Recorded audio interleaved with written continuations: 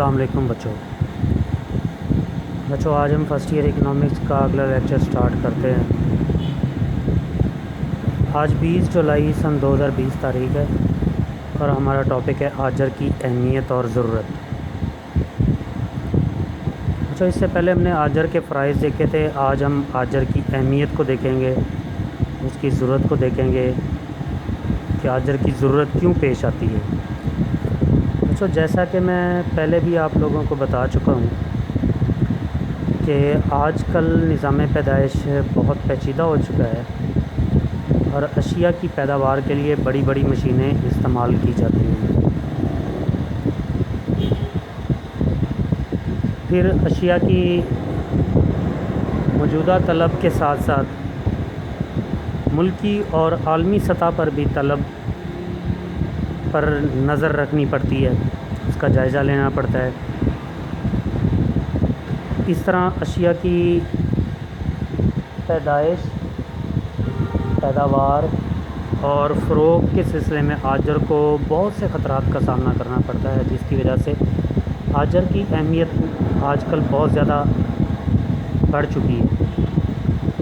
جو آجر محنتی ہوتے ہیں، موقع شناس ہوتے ہیں، دور اندیش ہوتے ہیں، قابل ہوتے ہیں، پڑھے لکھے ہوتے ہیں، تجربہ کار ہوتے ہیں، تو وہ آج کل کی معاشی زندگی کے پرخطر سمندر سے کاروبار کی کشتی کو کامیابی سے کنارے تک لے آتے ہیں۔ لیکن جو آجر غیر مستعد ہوں گے، کاہل کن ذہن ہوں گے، معاملہ فہم نہیں ہوں گے، تو وہ آجر اپنی کشتی سمیت ڈوب جاتے ہیں۔ بچوں موجودہ دور میں ناظم کی یا آجر کی اہمیت اور ضرورت کا اندازہ ہم درج العمور سے لگا سکتے ہیں۔ پہلے نمبر پر ہم دیکھتے ہیں کہ آجر جو ہے وہ مختلف عاملین جو الگ الگ بکھرے پڑے ہوتے ہیں، یہ عاملین پیدائش انفرادی طور پر علیحدہ علیحدہ طور پر زیادہ اشیاء پیدا نہیں کر سکتے۔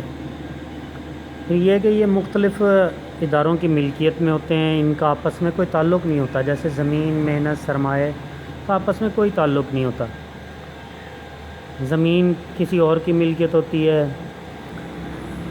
کارخانے کسی اور کی ملکیت ہوتے ہیں، اسی طرح سے سرمایہ، مشینری، آلات و اوزار کسی اور کی ملکیت میں، خام مال کسی اور کی ملکیت میں، تو ان کے درمیان تعلق نہیں ہوتا اور یہ اپنے طور پر اکٹھے ہو کر اشیاء کی پیداوار نہیں کر سکتے۔ آجر ہی انہیں اکٹھا کرتا ہے، یکجا کرتا ہے، ان کا مناسب اشتراک حاصل کر کے کاروبار میں لگاتا ہے اور اشیاء کی پیداوار کا عمل شروع کرتا ہے، اور ان کے بہترین اشتراک کی وجہ سے وہ زیادہ سے زیادہ مقدار میں اشیاء پیدا کر لیتا ہے، لاگت بھی کم رہتی ہے، یعنی کم لاگت پر زیادہ پیداوار حاصل کر لیتا ہے۔ دوسرے نمبر پر ہم اسٹڈی کرتے ہیں کہ نظام پیدائش جو ہے وہ کافی پیچیدہ ہو چکا ہے آج کے دور میں، لہٰذا جب کاروبار کو کامیابی سے چلانا ہو تو ایسے ہستی کی ضرورت ہوتی ہے، ایسے شخص کی ضرورت ہوتی ہے جو اس نظام پیدائش کو سمجھ سکے، اس پیداوار کے عمل کو سمجھ سکے، اس کے خطرات کی ذمہ داری بھی قبول کر سکے، اور وہ آجر ہی ہوتا ہے۔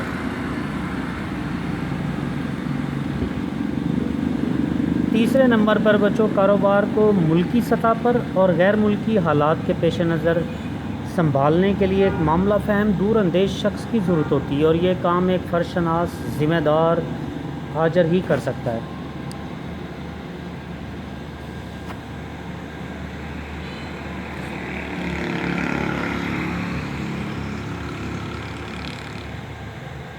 آج کل منڈیاں بھی کافی وسیع ہو گئی ہیں، پوری دنیا میں پھیل چکی ہیں، مقابلے میں بھی شدت پیدا ہو گئی ہے، کیونکہ ہر شے جو پیدا کی جا رہی ہوتی ہے اس کے نیم البدل مارکیٹ میں موجود ہوتے ہیں، انٹرنیشنل مارکیٹ میں بھی موجود ہوتے ہیں، لہٰذا مقابلہ سخت ہوتا ہے، اور اشیاء کو مناسب قیمتوں پر فروخت کرنے کے لیے ایک ذہین اور باصلاحیت آجر کی اہمیت اور ضرورت میں بہت زیادہ اضافہ ہو چکا ہے۔ بچوں 5ویں نمبر پہ ہم اسٹڈی کریں گے عاملین پیدائش کا بہترین اشتراک بھی آجر کے بغیر ممکن نہیں ہے، کیونکہ یہ آجر ہی فیصلہ کرتا ہے، ایک ذہین آجر، ایک قابل آجر ہی فیصلہ کرتا ہے کہ زمین کی کتنی اکائیاں لگائی جائیں کاروبار میں، محنت مزدوروں کی کتنی اکائیاں لگائی جائیں اور سرمایہ کتنا لگایا جائے۔ تو عاملین کا بہترین اشتراک آجر کے بغیر ممکن نہیں ہو پائے گا، لہٰذا عاملین کی خدمات سے بہتر طور پر استفادہ کرنے کے لیے آجر کا کردار اور اہمیت واضح ہے۔ بچوں 6واں اور آخری پوائنٹ ڈسکس کرتے ہیں مختصر سا۔ ترقی یافتہ ممالک میں قابل اور مستعد آجروں کی وجہ سے پیداوار تیزی سے بڑھ رہی ہے۔ یہ لوگ خام مال کا بھی ضیاع نہیں کرتے اور عاملین کا بہترین اشتراک حاصل کرتے ہیں، سستی اشیاء کم وقت میں زیادہ پیداوار اور سستی اشیاء تیار کر لیتے ہیں، اور بہترین اشیاء جدید مشینری کی وجہ سے بہترین اشیاء تیار کرتے ہیں، اور یہ بین الاقوامی منڈیوں میں اپنی قابلیت اور چالاکی کی وجہ سے چھائے ہوئے ہیں۔ لہٰذا ترقی پذیر ممالک جیسے پاکستان ہے، بھارت ہے، بنگلہ دیش ہے، تو ان جیسے ترقی پذیر ممالک میں بھی مستعد اور ذہین آجروں کی اشد ضرورت ہے۔ بچوں آج کا ٹاپک میں یہاں پہ ختم کرتا ہوں۔ آج کا مختصر سا ٹاپک تھا، یہ شارٹ کوسچن میں بھی پوچھے جا سکتے ہیں پوائنٹ، تو آپ بچوں ان کو تیار کریں گے، ان میں سے 4 سے 5 پوائنٹ پوچھے جا سکتے ہیں۔ بچوں عید سے پہلے آپ لوگوں کا منتھلی ٹیسٹ ہوگا، تو منتھلی ٹیسٹ کے حوالے سے پہلا چیپٹر جو ہم نے اسٹڈی کیا تھا، اس میں بچوں آپ لوگوں نے کچھ ٹاپکس میں نے آپ لوگوں کو دینے ہیں، جیسے کیا معاشیات علم ہے یا فن؟ اپنے جواب کے حق میں دلائل دیں۔ اس سوال میں بچوں علم کا مفہوم، علم الحقیقت، علم الہدایت، فن کا مفہوم، پھر مختلف مکاتب فکر کے نزدیک معاشیات علم یا فن، اس حوالے سے جو ہے وہ دلائل دیے گئے ہیں۔ یہ 4 دلائل دیے گئے ہیں، تو بچوں ان میں سے کوئی سے 3 دلائل کر سکتے ہیں یا 4 کے 4 لکھ لیں تو زیادہ بہتر ہے۔